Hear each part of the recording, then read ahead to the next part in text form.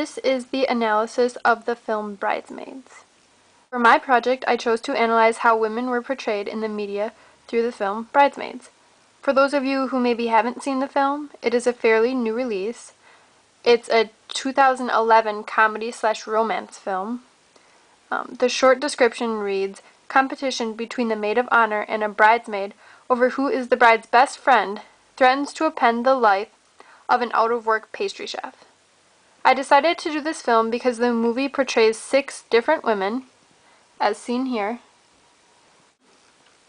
in many of the ways we have learned about in this course.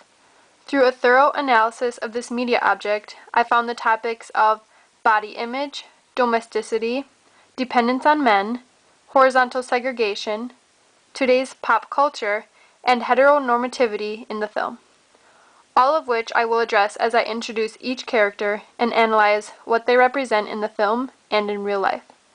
I plan to introduce a topic with each character, highlighting their differences, hence the different ideas and stereotypes of women, and then highlight any similarities or connections I found with the characters through analyzing the film.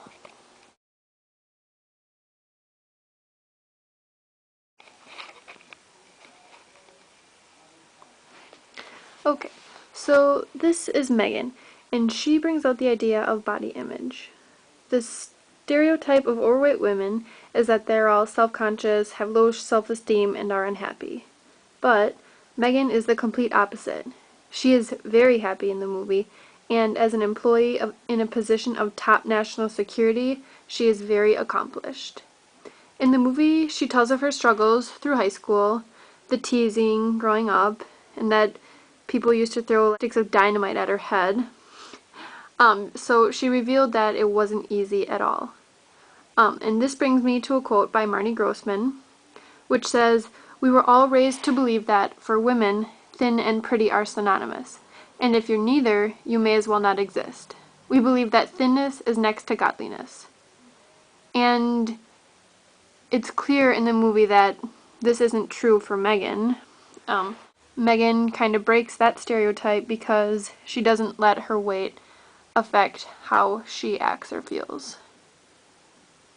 And just something to note that all the other bridesmaids and bride in the movie are all thin, but this doesn't necessarily mean that they are happy. Just something I noticed.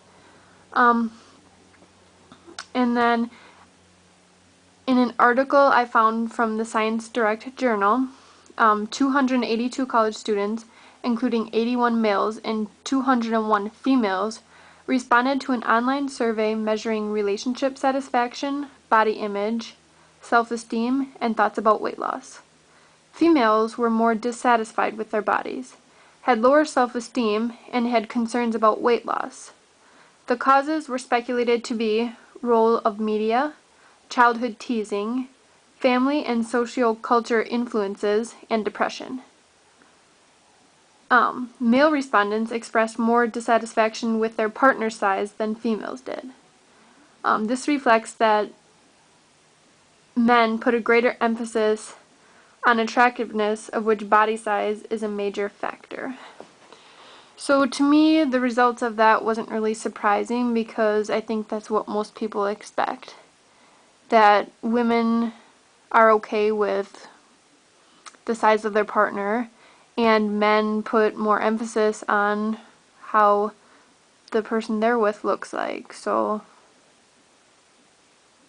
if their girlfriend is overweight, they're obviously not going to be as happy with that.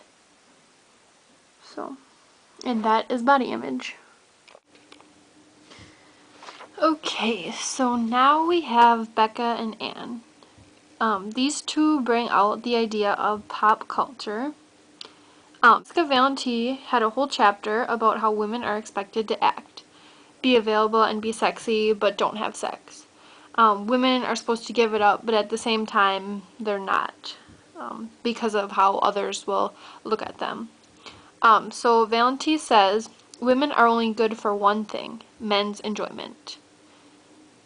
This stereotype is filled by Annie, who has a purely sexual relationship with a guy who wants nothing more out of her. So throughout the movie, the guy basically calls her at night, and basically they have sex, and then he wants Anne to leave. And Anne plays it off like she is cool with that, but really we can see that she's not, and it kind of hurts her feelings, but over and over again she lets it happen to her. And then on the other hand, we have Becca, who is the good girl, the innocent girl. She's responsible and comes off as though sex isn't that big of a deal to her.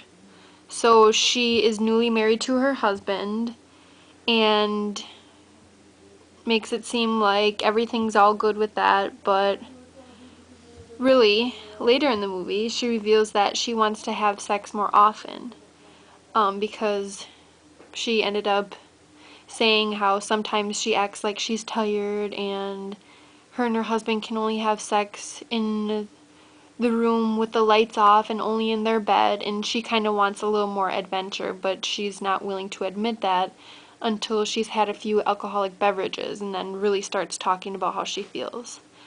And according to Valenti, if it feels good to you, you should do it. So Becca would be doing it for the right reasons, I guess.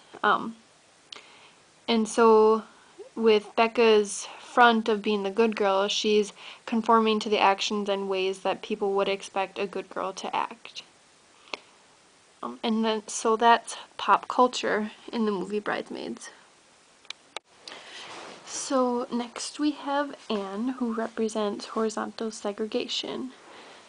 In the movie, Anne opens her own bakery, and it actually goes out of business and is a complete failure because she opened it during the recession. So that didn't really give her a good shot at success.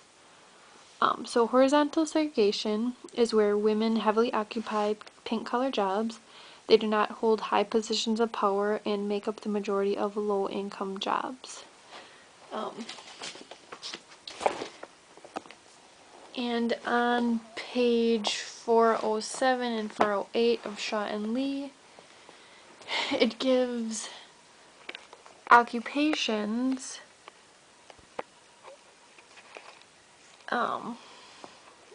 and what percentage of women occupy each field. So on this page there is the pink collar jobs, and I have underlined secretaries and administrative assistants, 96.8% women.